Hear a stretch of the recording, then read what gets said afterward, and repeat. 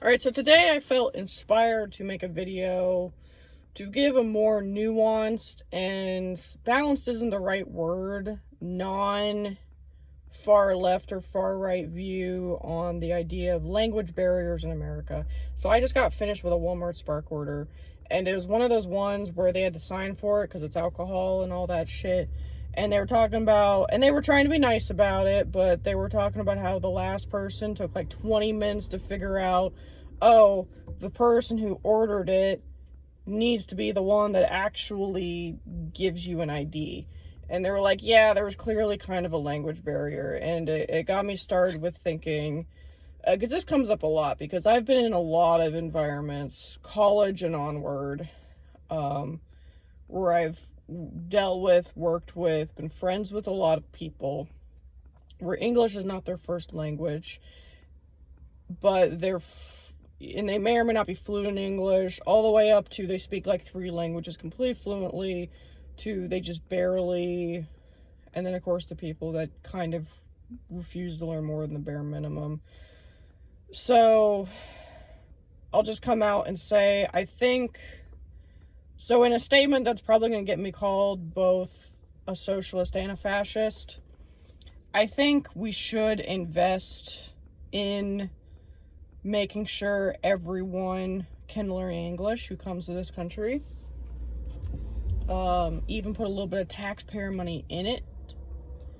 And that is because immigrants do contribute so much to this economy and we benefit so much off of them, that it is a tax investment that everyone will benefit from, you know, as opposed to say whatever fucking ballroom they're trying to talk about now, or like whatever the fuck Trump's trying to do. Or even some of the Democrat ones where they're like, you know, where Biden was like, I'm going to donate a bunch of money to HBCUs. It's like, okay, the vast majority of people, including even black people, are not going to see that. So, like, what are we on about? So, before you call it super radical, it is something most people would benefit from, even if very indirectly. But on the flip side, though, you do get people that come here and don't even bother to learn English, whether it's because they're only going to be here for like a few years, or they just stay in their community and they don't feel like they need to because they can just go to their local shops, that. You know, like, once we have more resources and then you still decide you don't want to learn English, there's not really a whole lot anybody can do for you. And if you get really frustrated, that's one of the few cases I'll say, well, maybe go back to your country. And before you scream at me, which you're probably going to anyway, just because someone's going to make a soundbite of that, is I would say the same thing to somebody that goes, like an American who goes to another country and is getting mad that people won't speak English.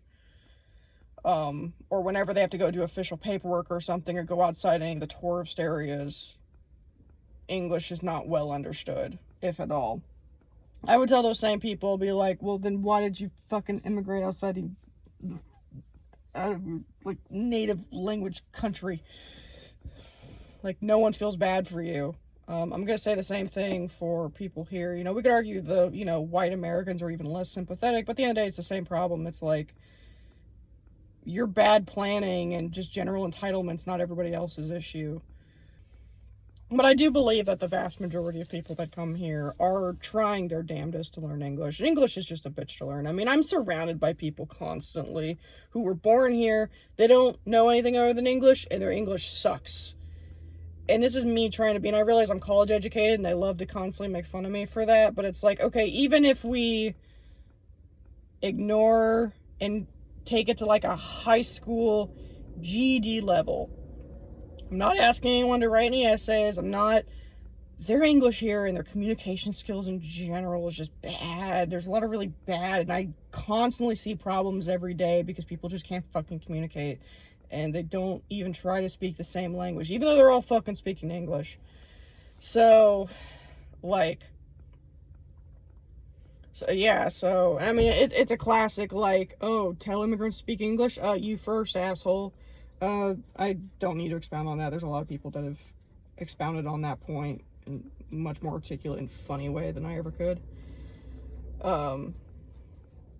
So yeah, so I just wanted to give a perspective that was a little more nuanced. And I realize the people that are really going to want to come out and call me a xenophobe are not going to listen to what I'm going to say next. I do think there's a lot of value, and I think most people should at least try to learn another language. You know, even with everything I'm saying, if somebody speaks Spanish and they're trying to do something, I will start trying to, so I'm learning Spanish. I'm not good at it yet. I will try to speak to them in Spanish. It probably won't be very good Spanish, but I will try my best. I will give them the benefit of the doubt and assume they're trying. But people that come here need to understand that it is just luck of the draw. Because the other thing is, if you come here and you're like, well, there'll be people that speak my language. Yeah, there's a lot of people here that speak languages other than English, but it can be one of many fucking languages. And a lot of it just depends on the area you're in. And so, like, for example, where I live, we get people from, I think, some of the African countries, and they're having issues because there's just not people here that speak their language. And, you know, I do feel bad for them. A lot of them are actually very nice. But it's also like, I'm not really sure what to tell you. Now, that being said, I think also